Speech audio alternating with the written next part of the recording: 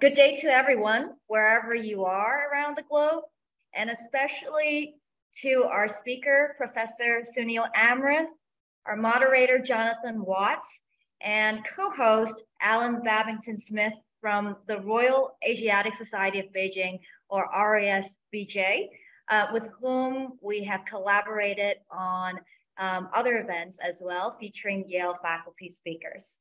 Welcome to this talk on why does Asia matter for global environmental history and what can Asia teach us, which is co-hosted by RASBJ and Yale Center Beijing. I am Carol Lee Rafferty, Managing Director of Yale Center Beijing, which is Yale University's only university-wide center outside of its US campus. For those of you who might not be familiar with the center, throughout the year, we host events like these that convene thought leaders from academia, businesses, politics, arts, and sciences to discuss the most important questions facing our world. Climate change is one of the most pressing challenges that humanity needs to tackle, and today's talk cannot be more timely and relevant, as delegates from the public and private sector are meeting from around the world in Egypt for COP27.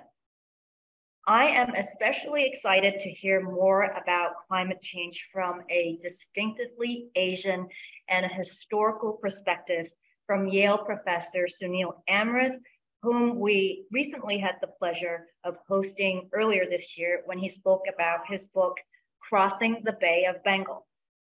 I am also delighted to welcome our co-host, Alan Babington-Smith from RASBJ, who will give a more thorough introduction on the topic, and the moderator. And the Guardian's Jonathan Watts, our moderator, who will introduce our speaker in more detail. In addition, I am thrilled that we have Yale alumni and young leaders from Yale Center Beijing's Smart Talks on Climate Change program, joining this talk from throughout China. Without further ado, let's welcome Alan Babington-Smith from RASBJ to provide a more detailed introduction about today's event. Thank you very much.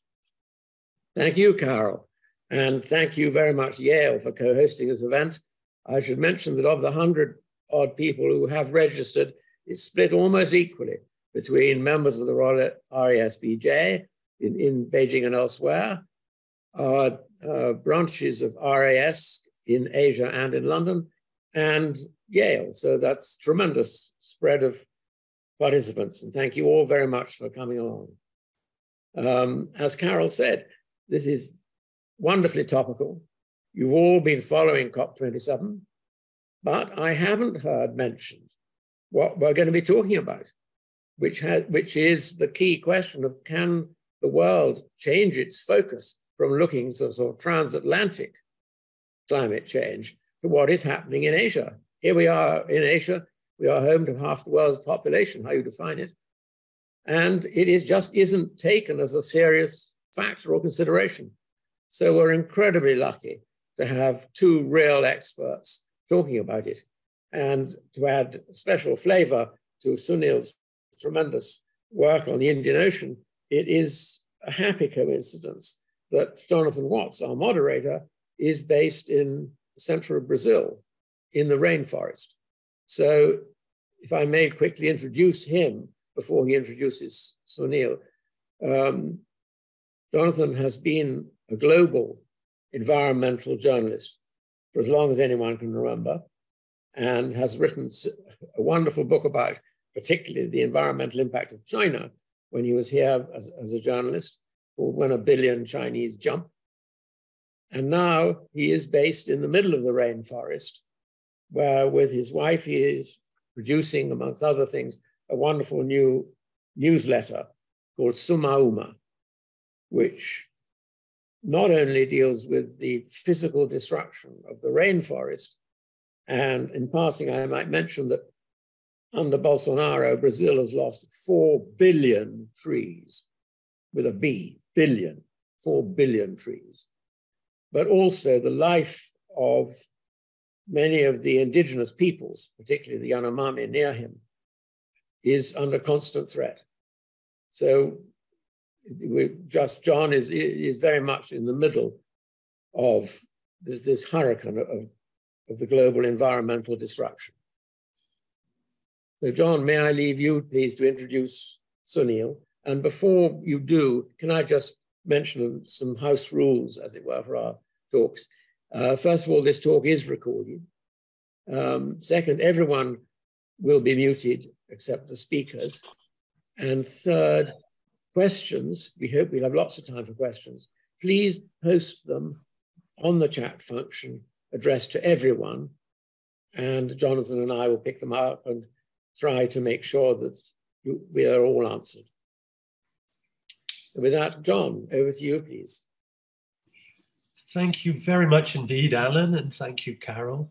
It's a great pleasure to be here. I guess some of the old timers in the audience might remember me from my China days. That was 10 years ago, unbelievably. It was a really important time in my life, and as well as fond memories, it helped to shape my views about the environment, about the global environment. In fact, it's where I became an environment correspondent. I sort of entered the country as someone interested in football and politics and economics, and ended it as someone who was totally obsessed with the climate and what was happening to biodiversity. It was really in China that I started to see the environment not as a separate subject, but as a prism to see everything. As you will all know, generally speaking, newspapers, especially 10 years ago, and certainly a lot now, tend to put the environment in its own department. Like in governments, you have the environment minister. But instead of, I've always argued, well, since I went to China, that instead of making a ghetto for the environment as a separate subject, it should be a subject that crosses all boundaries, political boundaries, and boundaries inside newspapers between departments, and boundaries between departments inside governments. And so I have China to thank for that, and the insights that I gained there, because I really felt that East Asia, but certainly China in particular, was the front line. That may have changed, and we'll hear from our guest speaker, who will introduce very shortly, about whether maybe India is closer now. Just before I introduce Sunil properly, just a few numbers just to set perspective. Yesterday was the day officially that the world's population hit 8 billion, which is a staggering number. I mean, it was a billion, less than a billion at the turn of the century. 50 years ago, it was 3.7 billion. So we've doubled in 50 years. And of course, in that time, we also recently heard that in that 50 years, 70% of the world's wild animals have been wiped out. That doesn't mean made extinct. It just means their populations reduced by 70% as ours more than doubled. And of course, where is humanity concentrated most? In Asia. Of those 8 billion, I think something like 4.5 billion are in Asia, mostly in China and India. But the environment is much more than a population question. We can discuss that later, of course. But it's one of the factors, without a doubt. So I haven't been in Asia, as I said, for 10 years, at least not for work. And so I will leave the expert analysis to our great guest today, Sunil Amrith, who it's my great pleasure to be talking to and to introduce. Sunil is the Renu and Anand Dhawan Professor of History at Yale University. He's chair of the South Asian Studies Council, also at Yale University, and he's an author of several books, all with an environmental theme, at least all the ones that I've seen online. In 2013, he wrote a book about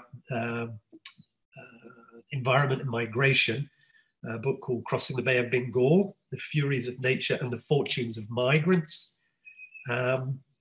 Then a few years ago, he wrote another book called Unruly Waters, which is a focus on environmental history with a very strong, from an Indian, in particular, Asian more generally perspective, that focuses on water and the monsoons and understanding the monsoons and how to control the monsoons. We will discuss that, I hope, later. And now he's working on another book, which will be called, I understand, Ruins of Freedom, that should look on an even broader perspective. That's my understanding of it. But I will leave the man himself to tell you all about it. It's a pleasure to be with you here today, Sunil. All yours now. Thank you so much. Huge thanks to Carol and to Alan for this invitation. I'm really excited to be here, and what a pleasure to be in conversation with Jonathan Watts, whose work has shaped my thinking and really sort of been pivotal to how I've thought about contemporary environmental problems for the decade or so since he's been in Beijing, if not longer. So this is a pleasure. I'll talk for about half an hour, but I'm really looking forward to the part of this where Jonathan and I get to talk to each other and also to involve all of you. So something that Jonathan just said is really central to my perspective, and that is to see the environment not as a separate subject, but as a prism to see everything. And I can't think of a better way to convey the kind of history that I'm trying to write, which is that environmental history has for a long time, for about 20, 30 years, been a flourishing subfield of history, but always a specialized subfield. And to this day, wherever you are in the world, and I know you're joining us from many places, if you walk into a good bookshop, go to the history section, you won't find a lot of environmental history. And what you particularly won't find is the environment integrated into general accounts of global history. And this is actually the very first time that I'm previewing a little bit of the new book that I'm currently maybe halfway through writing. I hope my editor's not watching this. I would like to share some of the key ideas in the book, and I'd love to get all of your thoughts. Amitav Ghosh, in a book he wrote a few years ago called The Great Derangement, this is the Indian novelist and anthropologist Amitav Ghosh, is his first non-fiction book on climate change. There's been a more recent one. He started his chapter on history with a very nice encapsulation of why Asia matters for the climate crisis. And there were two answers. One was quite simply the sheer weight of numbers, because it's not just now, but really for the past 1,000 years or more that Asia has been home to about half of humanity. Asia can't but matter for how human beings have inhabited this planet, even before anthropogenic climate change. The second is really in the realm of ideas. Ghosh suggests that Asia is important for how we think about the climate crisis because he pinpoints a particular tradition of political thinking in Asia in the 20th century, and he's thinking mostly of India, but perhaps also of China, where there was a powerful strain of thought that resisted or aimed to slow down the move to a fully industrial society. And the thinker that Ghosh had primarily in mind is Mahatma Gandhi in India. And we'll talk about that a little bit. I think my own view is a little bit different. I'm a little more skeptical of how much anti-industrial sentiment there really has been in 20th century Asia. If anything, I think it's the opposite. I think that we'll come to this, but I think that the legacy of colonialism left Asian political leaders, and indeed most citizens, with an urgent sense of needing to catch up, of needing to speed up, of needing to join the modern world as they saw it. So I agree with Ghosh that actually ideas are very important, but I'm not sure that I put the same emphasis on thinkers like Gandhi, whom I see as really quite idiosyncratic and very influential politically, but actually not that influential economically. That, I think, has a longer life than I've given it. By the end of the 20th century, Gandhi actually becomes very much an influence on the Indian environmental movement and on environmentalists elsewhere. So perhaps that influence is there, but sort of takes a couple of generations to be felt. But I just wanted to start with Amitav Ghosh because I think it's a very interesting take on why Asia matters. And it's an intervention that I would like to sort of develop and think through and perhaps provide a slightly different perspective on in conversation. But let me start with in the vein of a fairy tale, because once upon a time, all history was environmental history, which is to say that the climate, the weather, the land really determined what human beings could and could not do. This isn't to say that there hasn't over millennia been enormous ingenuity in how human societies have tried to adapt to and use and harness and channel their environments. But until very, very recently in human history, I think the idea that we could achieve freedom from nature would have been absurd. And I think that's the first point I want to make, is how late in human history that idea that we might actually be free from the climate, from the rest of nature, was even imaginable. And it was only ever imaginable for a small slice of humanity. For most people who live in the world today, that is still an absurdity. The idea that one might be liberated from the vagaries of the monsoon, if you're talking about South Asia, or of storms, droughts, floods. And perhaps all of us are now starting to see that. But I think there was a period of time from maybe around 1800 to perhaps quite recently, when a slice of humanity, the most powerful and privileged slice of humanity, believed that they no longer depended on nature. They believed that science and progress had changed everything, and that the human battle against nature, framed in that way as a battle against nature, could be won, would be won, and maybe for the second half of the 20th century, people believed it had been won. I'm trying to just share a couple of pictures to sort of illustrate this point, if that's okay.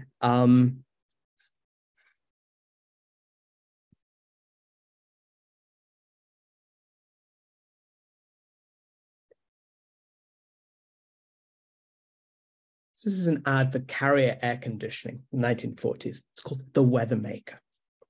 And in a whole series of ads that the Carrier air conditioning company put out around this time, one of them said, "Cheat the atmospheric whims of Mother Nature." And in some sense, this was a culmination, this idea that people could control the very weather around them. We take air conditioning for granted as a sort of everyday technology, those of us who are lucky enough to do so. But what an amazing idea. The idea that the American consumer initially could control the very atmosphere in which they lived. And this is an idea that, of course, had a very important role in shaping Asia's future. I grew up in Singapore. And towards the end of his life, Lee Kuan Yew, Singapore's first and longest serving prime minister, was asked what he thought was the most important invention of the 20th century. And he didn't hesitate. He said, air conditioning is the most important invention of the 20th century. Lee Kuan Yew believed that climate was destiny and that air conditioning had actually changed Singapore's destiny. It changed the nature of civilization, he said, by making development possible in the tropics. And I think that over the past 200 years, a great rift has divided those human beings who could insulate themselves against the atmospheric whims of Mother Nature and those who could never dream of doing so. And I think this existential inequality has in many ways shaped the modern world, and it has certainly shaped the climate crisis. But I want to stay with air conditioning because I've called my book The Ruins of Freedom. And the fundamental idea at the root of that is that all of the freedoms that we hold dear, and I'm not talking about party political freedoms, but I mean sort of the fundamental ones, freedom to live our lives in a certain level of comfort and dignity and security. Those dreams are at risk from the climate crisis, from the environmental crisis, from the lack of biodiversity. It has traditionally been the case that, for example, certain people on the left in the West haven't taken environmental questions that seriously because they're seen as almost an indulgence. That first you deal with the questions of poverty and inequality. And then, yes, perhaps we can deal with these environmental questions.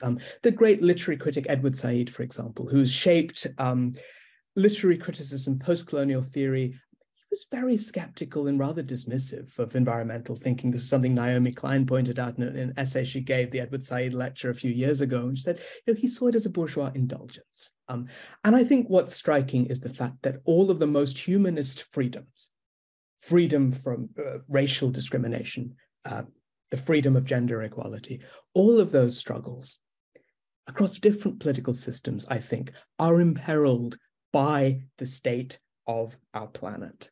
And that is the key idea. And I want to stay with that as a paradox, because in fact, many of the things that brought us to this brink that we currently stare at have been liberatory, have been progressive. Yes, there is a story we could tell about the greed of a small number of people leading us here. And I think that's an important story. I think that's not an inaccurate story, but there's also a much more awkward story to be told about the realization of a whole lot of human freedoms in the 20th century. And the question is, how dependent have those been upon a carbon-intensive economy and upon certain ways of treating nature as really sort of separate from human beings, or human beings rather as completely separate from nature. So those are the kinds of questions I'm playing with. And the first question to me is really, what scale of history matters? Because that's another paradox. Jonathan's statistics, I think, made that point very well. Because on the one hand, we're actually aware that the climate crisis is very recent. That is to say that it is really only in the last 30 or 40 years that we have seen a dramatic acceleration of just about every measure of impact that we human beings have on the planet, whether that's indicators of biodiversity, carbon emissions. I cannot remember the statistic exactly, but a huge proportion of all carbon emissions ever have been emitted since the 1980s or 1990s. So on the one hand, it seems to me that the conclusion is, in fact, the history that matters is a very recent history. It's a history that is within the living memory of most of us here in this room. And yet, I think at the same time, if we're thinking about the fundamental paths or the many roads that brought us to the climate crisis, it's also important to take a much, much longer view. And what I'm trying to do in this book is actually to put those two scales together. That on the one hand, this is a story of half a century. This is a story of a very intensive and utterly transformative half century since the 1960s or 1970s. And then at the same time, sort of nestling that within, a 1,000-year history, which I don't think is in the end a paradox. I think that we need to look at both these sort of longue durée, very slow moving, often cultural shifts in how human beings have thought about themselves as part of or not part of nature, and the technological shifts which have happened at a much faster pace, arguably without the corresponding cultural adaptations and shifts that we now, I think, badly need. I'm often asked what the humanities can offer these conversations about the climate crisis, about the environmental crisis. And I think often that lies not in the realm of solutions. I have no solutions to offer those of you who are engineers or climate scientists or policymakers. I think what the humanities has to offer is a focus on capital C culture, on the habits, the values, the dreams, the expectations that human beings pursue, because I think those remain at the heart of the decisions that we make that have brought us here and that will determine what sort of ecological future we all face. So one of the big questions in my work is, what is the relationship between colonialism, particularly European imperialism, and the global environmental crisis? And I think there are two answers to that. There's a simple answer, and the simple answer is that it's pivotal. And that simple answer is also true. There is a sense in which one can see that a particular mode of exploitation that had to do with conquest of both people and nature, that had to do with an ideology of endless growth, that had to do with a hierarchy of different peoples, some of whom could be sacrificed. I think all of those features of global imperialism, beginning with the Iberians and then the British, the Dutch, the French, left a profound legacy upon the climate crisis. At the same time, I think we need to remember that, as we said, half of all the people in the world have always lived in Asia. That not all of Asia was conquered, that there were different relationships that different parts of Asia had with this project of European global domination, and that that period was in the end a defined historical period that came to an end at some point in the 20th century. So I think the sort of what happened before and what happened after is equally important to think about as a way of contextualizing that period. So in many narratives of global history, of course, 1492 is year zero, when Christopher Columbus crosses the Atlantic and stumbles upon the Americas. There are many other ways we can think about it. Another year I could suggest as a starting point for global history, if we're particularly interested in global environmental history, is the year 1012. Why the year 1012? Well, the year 1012 was the year when the Chinese imperial government at that time deliberately distributed champa rice to farmers in the southern provinces on direct orders from the emperor. Hardy and resistant to drought, champa seed doubled the area under rice in China in a very short period of time. I can actually think of few more pivotal transformations in how human beings have inhabited the planet than that. But if we take a very Eurocentric perspective on history and we see that it all begins with Columbus, no, I actually think that not just in environmental terms, but in terms of global history, this fundamental agricultural transformation, which first of all leads to a shift in the balance of China's population towards the south, and second of all, doubles the area under paddy, really shapes what this heartland of human civilization in the world imagines can be possible. It makes a more stable and secure future imaginable in a way that perhaps in many parts of the world it still wasn't, and in many parts of China it wasn't until this moment of fundamental transformation. Rice, I think, changed the environmental history of the world, perhaps more than any other crop. And that's one of the ideas, that's one of the reasons I think it is important to go back in history. And this is a very interesting article by a largely group of archaeologists called Used Planet, A Global History, suggesting that we need to actually put into perspective our modern transformations of the environment in relation to a longer, in this case, about a sort of 3,000 year history of how human beings have actually, if I may put it this way, made the planet habitable for human beings. And that, of course, often meant making the planet less habitable for other species, and redistributing biodiversity, as we now call it, in very fundamental and significant ways. Many of you have visited Angkor Wat. Angkor was the largest city in the world in around 1300. There were one or two cities in China which are probably about the same size, but yeah, Angkor is one of the largest cities in the world. Archaeologists now believe that sort of 700,000–800,000 people lived in Angkor when the population of London was about 10,000 to 20,000 people. And so much of this is about rice cultivation. We all know that Angkor's triumph and perhaps its eventual failure had to do with its ability to engineer its environment. There's amazing aqueducts that you can still see archaeological traces of.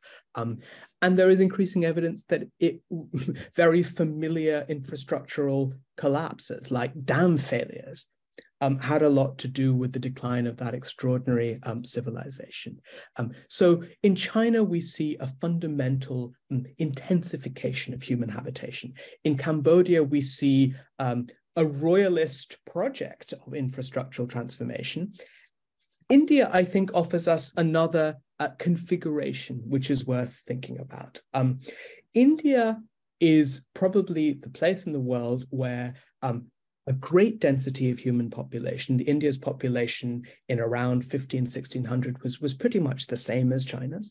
India gives us a configuration where that density of human habitation is sustained with much more ecological diversity. And this is a picture from the Chronicle of the Indian Mughal Emperor Akbar, of an elephant going into battle. And I point to elephants. Jonathan and I had a quick conversation about this yesterday. You all know the famous book by Mark Elvin, The Retreat of the Elephants, which is a beautiful, longue durée environmental history of China. And he uses the elephant almost as an index for how thoroughly human beings had engineered the landscape, sort of make it habitable for large concentrations of humanity. The elephants never disappeared in India, or at least not until the later 19th century. And I think one of the contrasts in India and China is they're both home to comparable concentrations of people, but with very different configurations. Political power in India has always been more decentralized. And the environmental historian Mahesh Rangarajan actually makes quite an interesting link between political decentralization and ecological diversity. The fact that, in fact, in India, pasture and nomadic groups are not on the frontiers of the empire, but really all the way through it. So it's not a core and periphery sort of geography you have in India, again, until the British really changed things in the middle or late 19th century. What you have is a real patchwork, more like a mosaic, where the frontier between settled agriculture and more mobile forms of life are distributed all the way down to the southern tip of the peninsula. So I think India and China and many Southeast Asian societies, Java is another one, are really models of how intensively human beings over a much longer period of time, predating European imperialism, certainly predating the Industrial Revolution, have managed to intensify their habitation of the earth. And to have done so in a way that I think we can now see as relatively frugal. I mean, that is the word that the historian Ken Pomerantz uses, and I like it. These are frugal societies where very little is wasted. That's the extraordinary thing about Chinese rice agriculture over a very long period of time. Francesca Bray wrote an amazing sort of long text about this as part of Joseph Needham's Science and Civilization series. And we talk a lot about recycling now. Nobody was better at recycling than Chinese cultivators, rice cultivators, in that period after the expansion of Champa rice, and that sort of integration of fertilizer and cultivation and silk cultivation. There was an incredible sort of agro economy that was in some ways very frugal.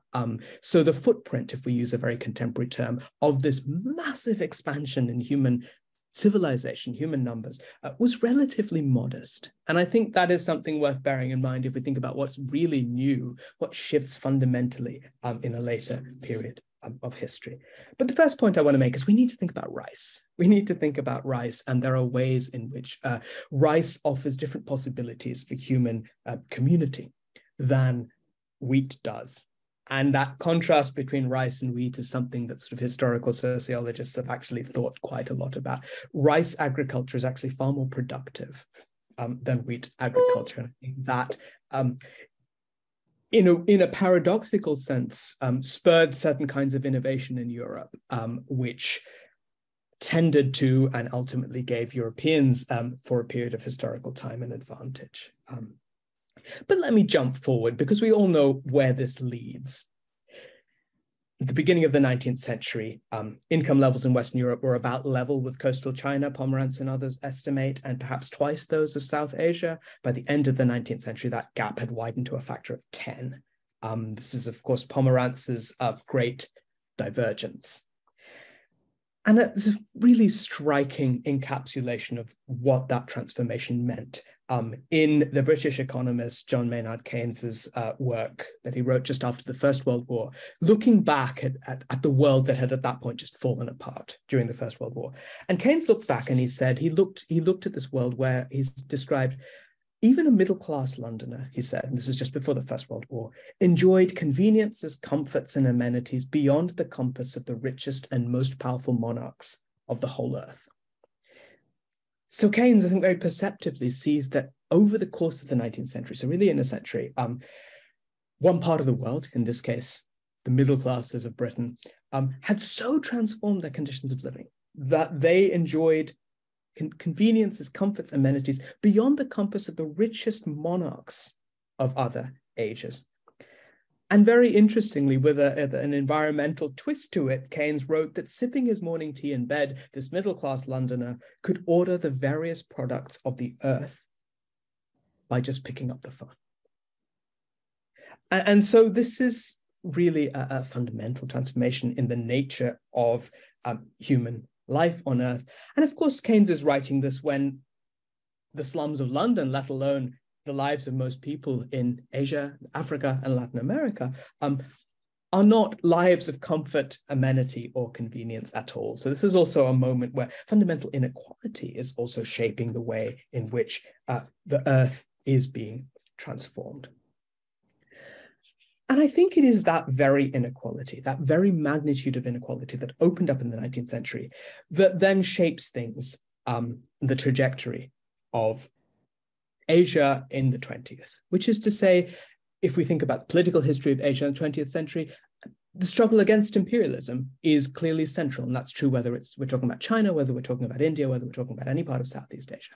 And the struggle against imperialism is partly a struggle for sovereignty and rights, but partly it is a struggle against that level of global inequality where a middle-class Londoner could command all the products of the world, whereas most people in Asia and Africa lived in poverty. And I think the very magnitude of that inequality produced a sense, and this is where I think I have a slightly different view from Amitav Ghosh, I think it produced a sense in Asia that only using the whole range of fossil fuel powered technologies, the technologies that had opened up that rift in the first place, could the newly free countries of Asia ultimately close it. I mean, this explains, for example, why Soviet communism, for some time the dominant rival to Western capitalism, embarked on one of the most environmentally catastrophic of all paths to industrialization. Similarly, very few post-colonial states, I think it's very different if we're talking about particularly indigenous groups in post-colonial countries, but very few post-colonial states ever broke from that idea that nature was fundamentally a resource to be exploited. It's no surprise that if we look at the list recently produced of the 20 corporations that are cumulatively most responsible for global warming, responsible between them, just 20 companies for a third of all emissions since the 1960s. The uncomfortable thing is more than half of that list are state-owned oil companies from the global south. We do have some of the US and European oil companies that I think are rightly faulted for their climate change denialism, for their misinformation, for their lobbying. But it's a slightly difficult and different equation to take into account that more than half of these companies are state-owned energy corporations, the global south, often set up with very laudable goals in mind, often set up with precisely that aim of using this wealth to free people from poverty, to catch up, so that the world that Keynes described circa 1914 would no longer apply.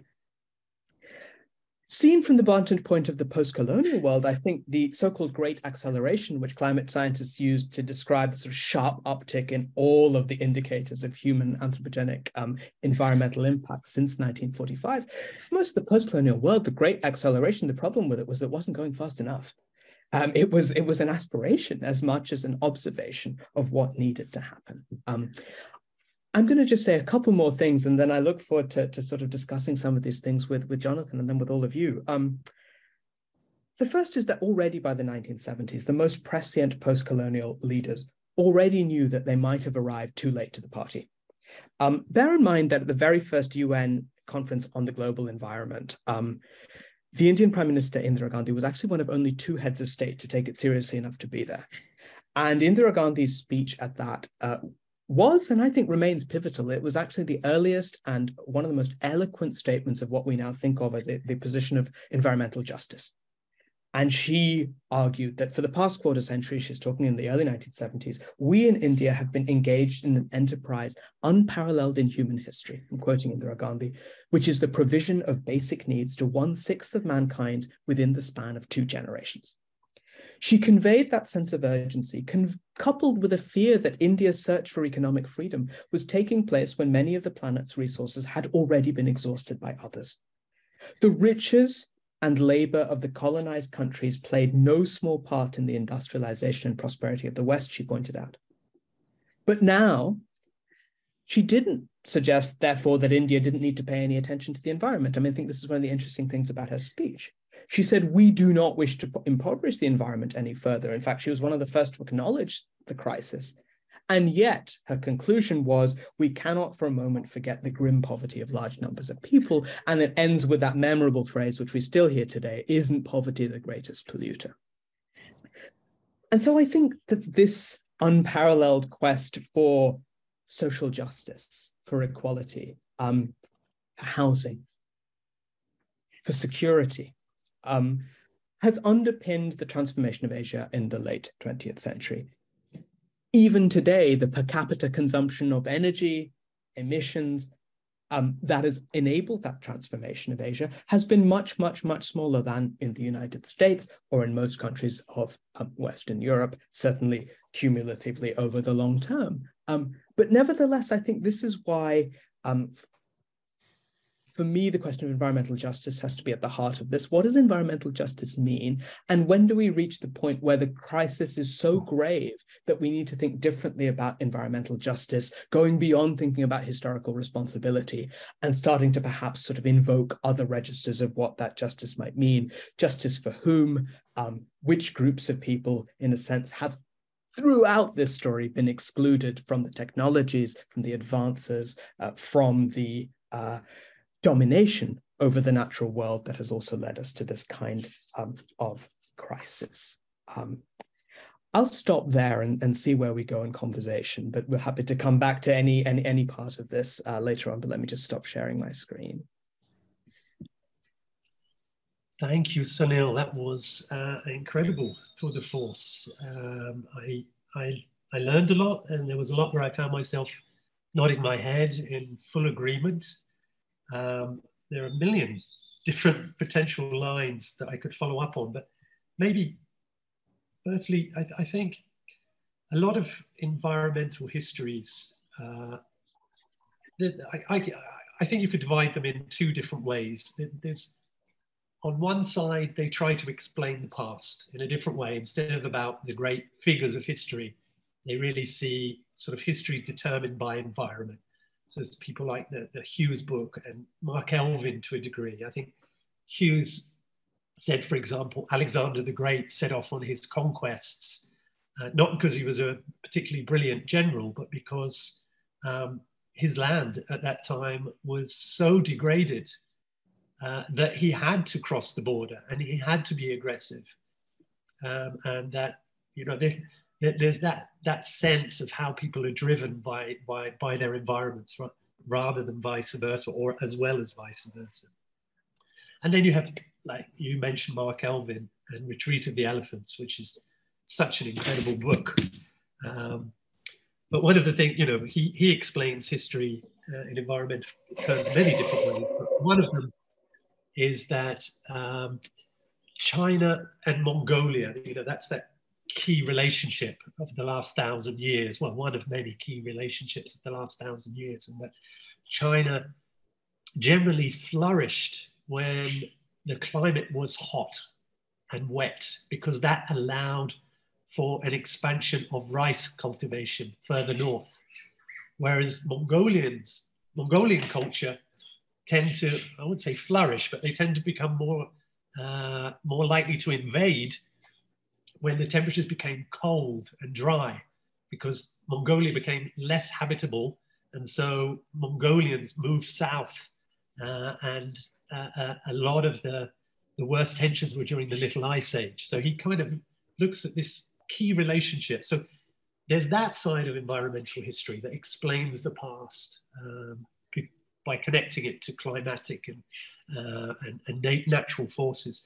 And then I think you were addressing the other main thread, which is to look back at the past to see the origins of how we behave today, the cultural and intellectual origins. How do we get into this mess is how I would sort of summarize it. And I've spent, you know, the past 12 years looking at this or more, first in China, looking at the different Chinese lines of thought. Although unfortunately you can see them becoming gradually less environmental, starting with Dongba and Taoism, which was very connected to nature, in Confucianism, which is much more about society and hierarchies, but humans, very anthropocentric, and legalism, which is all about building the state and power, and then of course Maoism, which was a very similar environmental disaster to that was seen in the Soviet Union. And yeah, what we have now, please forgive my dogs, I'm sorry, they're very good guard dogs, but very noisy guard dogs. I've kept the two noisiest ones here with me in the hopes that they won't go out of control, but I can't manage all of them. So I'll try to talk over them, please excuse me. Yes, and now, of course, we have Xi Jinping talking about ecological civilization. And yes, I mean, I think it's definitely good rhetorically, and there's been some important developments in terms of policy.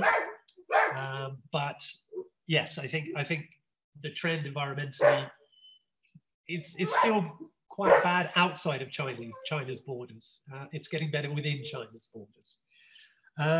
The other thing I would raise before sort of, asking for your comments would be one of the fascinating things about your approach is, as you said, the Asia perspective is different from the European perspective. If we read James Lovelock, or if we read Alexander Humboldt, I don't know if there's a fantastic new biography of Alexander Humboldt, The Invention of Nature, that's just come out, and just wonderful thinking, but very Eurocentric, of course. And then you are quite rightly saying that when you start to look at Asia, and in particular the influence of rice culture, you look at the world in a different way. And maybe it's because of rice culture that Asia does have more than half the world's population, because it's just more efficient. That's certainly one thing.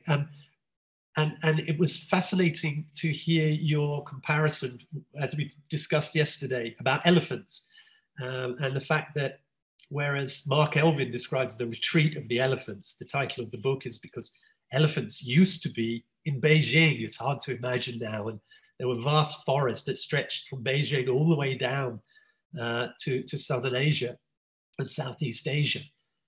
But these were steadily cleared over time. And when you lost the forests, you lost the elephants and a lot of the other wildlife, of course. And the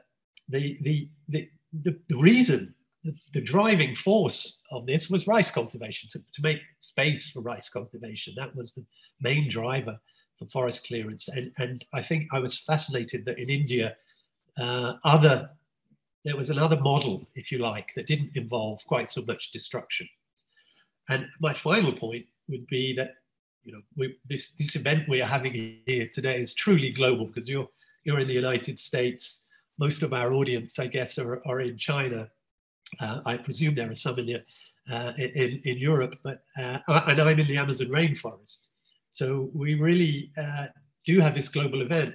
But my perspective has changed since I moved here to Brazil and the rainforest, because I'm starting to read some of the really good Brazilian archaeologists and anthropologists like Eduardo Neves, who really are transforming the way we think about indigenous culture in South America.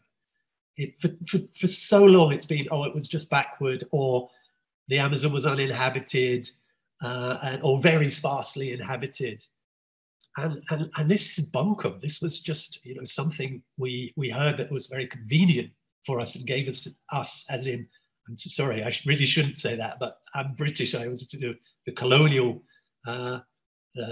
mindset that I hope I'm trying to release myself of, but it's definitely where I come from. It's definitely my cultural background. But in fact, where people like Neves are describing how the Amazon was hugely populated and had a thriving civilization that was, in terms of sort of life expectancy, was right up there with anywhere in the world. And that the Amazon, far from being this great wilderness that needs to be tamed, as colonialists inevitably think of it, the Amazon is in fact about 40% anthropogenic. 40%. I mean, it's an estimate, but Eduardo Neves, he looks at like the dark soil, which is evidence of human cultivation. He looks at signs of where humans live from pots, but mostly he looks at the type of species you get throughout the Amazon rainforest. And you find that there is a huge disproportion. There's a disproportionately large share of trees that are useful to humans, fruit trees, medicinal trees, trees that are useful for construction. And these have been planted. So in fact, far from being sort of backward, as they were always seen, perhaps noble savages, but certainly not as advanced technologically as is how they were seen, especially during the earlier periods of colonization.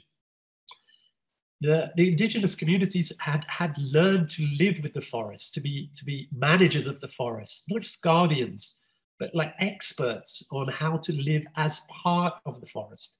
And then getting to my point, which was, you go back to the origin of ideas, the seed, as you put it.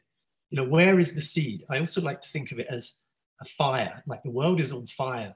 And I always read that firefighters must find the origin of the fire in order to put out the fire. So where was the seed where we went wrong? I clearly Britain had a large part to do with it. So industrial capitalism, fossil fueled, capital driven, an industrial model, but also the thinking, going back to what you say about the thinking. And it seems that at this period, there was, up until the very early industrialization, philosophy, culture was part of nature. It was very much, we are within nature. It was very holistic. And then once we hit this industrial period, we started to other nature. There was a great othering of nature. And this was connected to an Enlightenment dualism of self and other,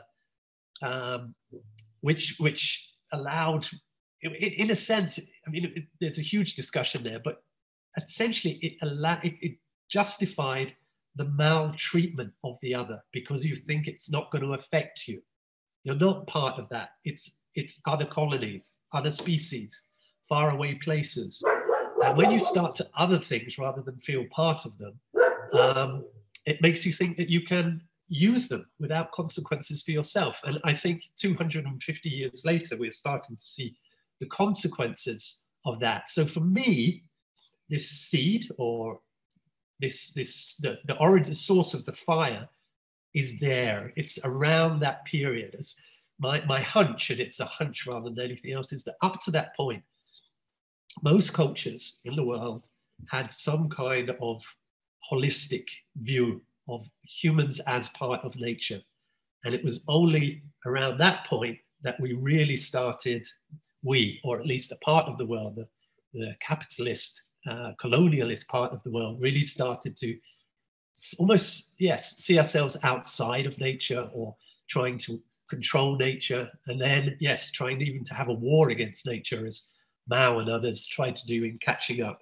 So I'd be really interested to hear where you think, whether you think there is a source of this fire, or a seed, to put it in a more benign way, or is this something that's just sort of grown throughout history and it's etched into our DNA and there's nothing we can do about it?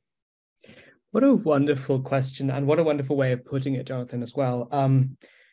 Isn't that amazing, that archaeological work you're talking about on the Amazon? I've been following it as best I can, and it's truly remarkable, because I think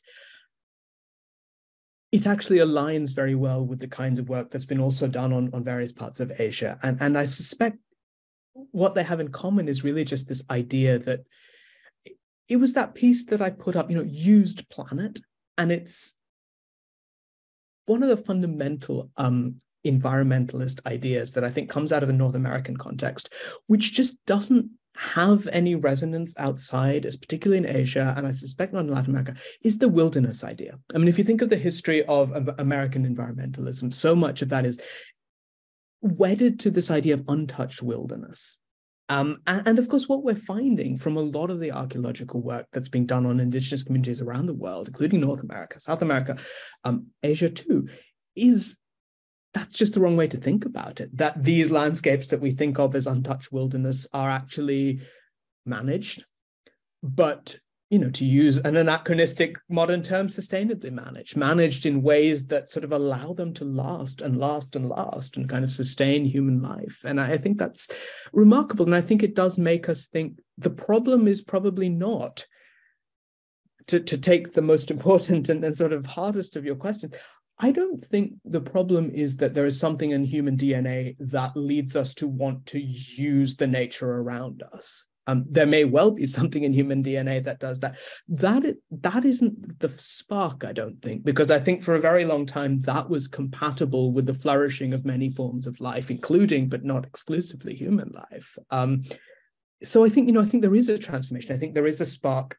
I see it where you see it, which is a sort of maybe late 18th, early 19th century.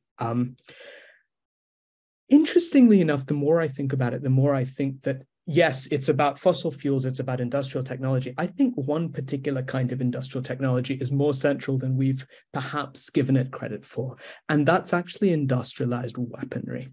I feel like the destructive power that comes out of the Industrial Revolution, we know that it's what allows for the domination of the world of a relatively small number of European powers, but I don't know that we've thought through what that does to a sense of human exceptionalism. It allows for the destruction, of course, not just of one's opponents and of local people, but of all forms of life. I mean, if you think about the massive expansion in species loss in hunting that happens sort of very much because of the very same kinds of technologies. And then if you think about the impact of nuclear weapons in the 20th century and just how fundamentally they give a sense for good and of course for ill, and in a way that's terrifying, that human beings control the planet. They can end life very quickly. And so I wonder if there's one, and this is just an idea that I'm working through, that one particular manifestation of the kind of fossil fueled industrialized technology that has a lot to answer for is, I think, the sort of the destructive technologies of killing that sort of came out of it. So that's one. But the other is the paradox. It's actually the technologies of life. I think that the transformation in life expectancy in Europe in the 19th century, which comes often from very, very humble technologies of water purification and vaccination, it doubles the human lifespan in a very short period of time, as then happens in Asia in the 20th century. And I think that too probably at some deep level brings an idea of a sort of unshackling from certain kinds of, not the boundaries of mortality, but certainly certain levels of interdependency with the air, the water, and everything else around us, just because it becomes possible to control these things. And if you think about malaria control with DDT across the global south in the 1950s and 60s. I mean, in the end, that fails. But for a while, it seemed like totally miraculous. In the 1950s, if you look at the malaria cases in India in the 1950s, when DDT looked like it was working, it goes down from millions of cases a year to tens of thousands. And this is a massive expansion. And suddenly, it does feel like the conquest of death. It feels like the conquest of death. And I wonder if it's both of those things. It's the conquest of death and the ability to cause mass death that have fundamentally reshaped how powerful people around the world and not all of humanity have thought about human exceptionalism. And the only other thing I'd say is I'm very interested in the sort of minority and discrepant traditions. So I don't think this is really a story of European culture versus Asian culture. I think what's interesting is that even in Europe, a lot of work by European cultural historians, even just thinking about Britain, suggests actually that those kinds of shifts often don't take place in all sectors of society, that there's a continued, whether it's the fervency of religious belief in 19th century Britain, or whether it is, the wonderful work by Keith Thomas and others on magic in early modern Europe at the very same time that sort of Enlightenment dualism is setting in. There are very large groups of people all over the world that I think live differently, have different worldview, different cosmology. And of course, that's true all over the world. It's definitely true in Asia. So one of the things I think history can do is to remind us that dominant traditions are never the only ones. And dominant ways of seeing the world are never the only ones. And I think that remains the case in the world that we live in today. unmute myself. Yes, thank you. I see we've only got like 15 minutes left, so I'll get into the questions really shortly. I just want to ask you one last thing, and maybe you could give me a short answer so we've got some time for questions. But when we look at ways we can start to rethink, it's clear that Western science, or sort of what started as Western science and now it's global science, has turned the corner, and that it realizes there are planetary boundaries, and that these need to be responded to, and we need to rein back these economic forces. So there's that sort of modern intellectual thought. Then there's, as you say, there are a number of thinkers from the past that we can cite to show that there are different ways of thinking about our relationship with the world. The Humboldts and the Lovelocks and others that we've discussed. I wonder, from a sort of, and we've discussed from the Chinese perspective that Taoism in particular is a rich source of that kind of thinking. In India, I just wondered if you could briefly say, like, a couple of something about who might give this alternative to the sort of the Modi, let's catch up and overtake the West, doing what the West did and has proved to be wrong. What would be the tradition that an opponents of that would come from? Is there a stream of thought that reformers, changers could tap into?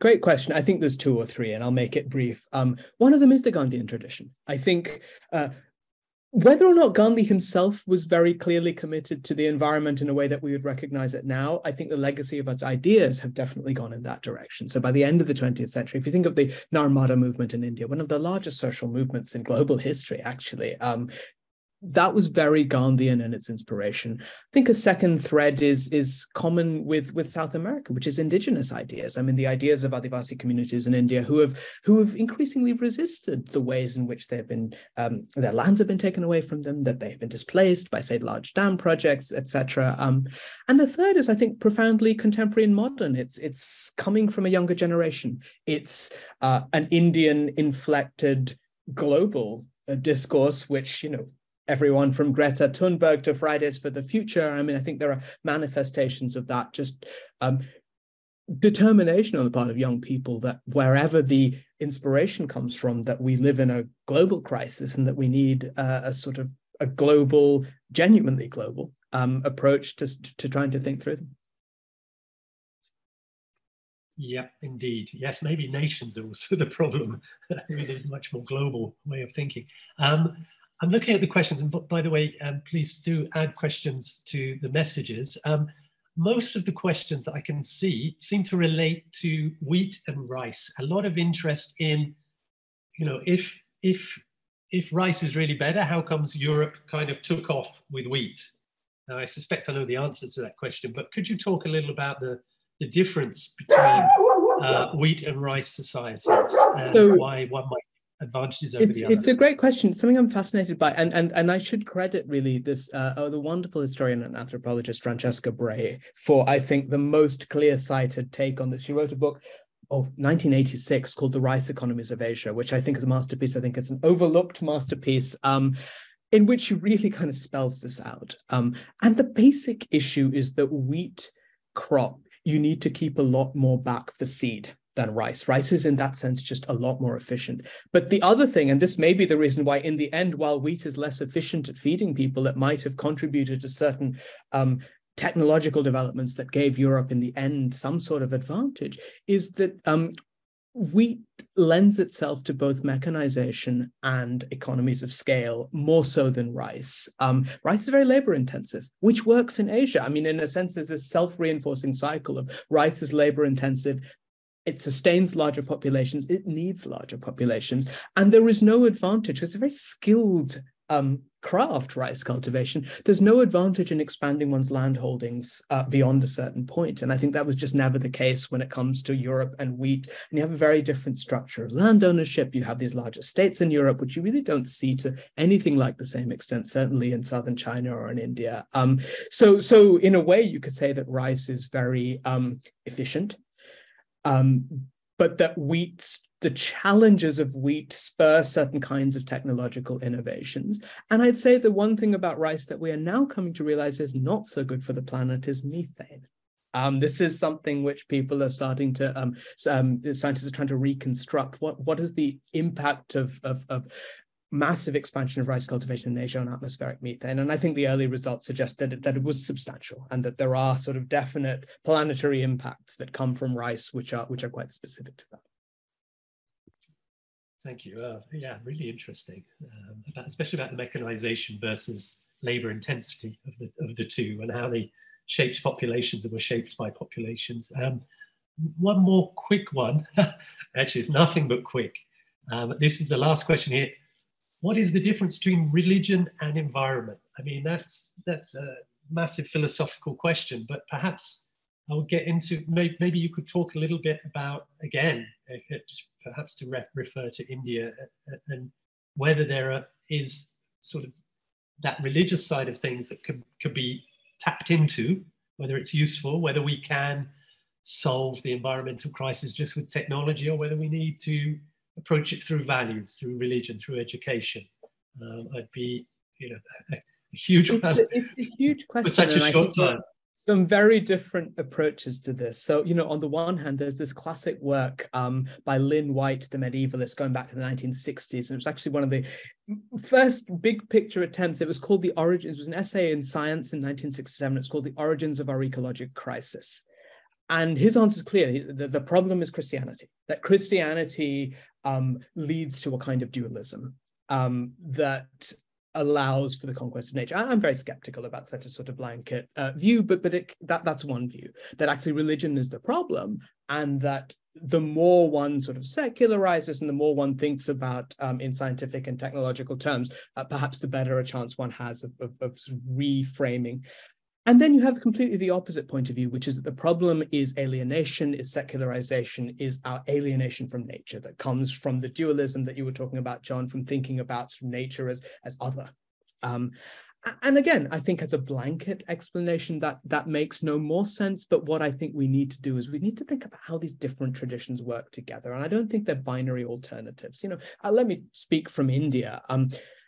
Secularization never happens in India, really. That way, India is quite different from China. Maybe it happens amongst a tiny, tiny slice of the Indian middle class. But religious ideas are fundamental to how people in India have always and continue to this day to see nature, to see the environment. Whether these can be harnessed towards ecological ends is a very delicate and I think a difficult thing, because at the moment in India, religious nationalism goes hand in glove with accelerated environmental destruction. And there is this paradox, which the religious scholar Diana Eck has pointed out, which is that India's rivers are probably the most sacred in the world in terms of the number of people who worship them and genuinely think of them as divine. And they're also the most polluted in the world. And how do we square these things? And can we perhaps harness the fact that they are seen as sacred to encourage a different way of using them? And I think it's an open question. So far, the answer is no, I don't think so. At the moment in India, the politics of religious revival have actually gone together with a negative rather than a positive sort of direction of change in relation to environmental protection. But I think in other places, that's not been the case. If we think about all of the courts around the world, particularly in South America, that have started to recognize the rights of nature, that's often drawing on religious ideas, the idea that rivers have personhood because in some sense they're also divine, that they're also worshipped, that they're also important to people. I mean, in India, in an earlier generation, before the current government, the Supreme Court recognized sacred groves as places to be protected, actually as part of the constitutional right to freedom of belief. So in fact, showing that because this is important to people's beliefs and cosmologies, therefore, these environments need to be protected. So I think it can kind of work in many different ways. The very last question from Nikki, I think it was Nikki Gerard, I'll check back, but it's definitely Nikki, who was saying, what are your views of the two leaders of India and China at present and their ability to balance the immense needs of feeding and raising the living standards of such huge populations with the growing concerns and evident damage caused by climate change? I think the immensity of the need and the challenges is worth acknowledging, I think, in both cases. I know more about India, and I'm not heartened by the direction in which environmental protection has been going in India over the last decade or so. I think things have been getting worse rather than better. But I think the way I'd qualify that is if you look at how the leadership of India and China speak about climate change and about environmental issues, whatever their political complexion, I think there has been an honesty in acknowledging these problems, which is totally absent from the United States, for example. I think there's a real way in which whatever the government, and you know, how much is rhetoric, how much is action is a separate question, probably don't have time to get into that, but there's an acknowledgement on the part of governments of just about any political complexion in most parts of Asia that this is real, climate change is happening, that we need to think about it. And I'm afraid that's not true of the country I live in. That's not true of the country I live in at all, and it hasn't been since the 1980s. And so I think what you don't see is kind of denialism. And that might be a low bar, but I'm glad. You know, I think that's a good place to begin. That in neither India nor China do you see anything that looks like climate change denialism. And that is an enormous problem in this country, in the US. And I think the fact that it is such a big problem in the US is a problem for the world. So I'll probably end on that. Fantastic. I thank you very much. I've really enjoyed talking to you. And I hope we can continue this dialogue on another occasion. I'll pass over to Alan now, who I must also thank for organising this and bringing us all together. Thank you, Alan. What an extraordinary conversation. Thank you both so much. Really mind-broadening and challenging. Thank you very, very much indeed.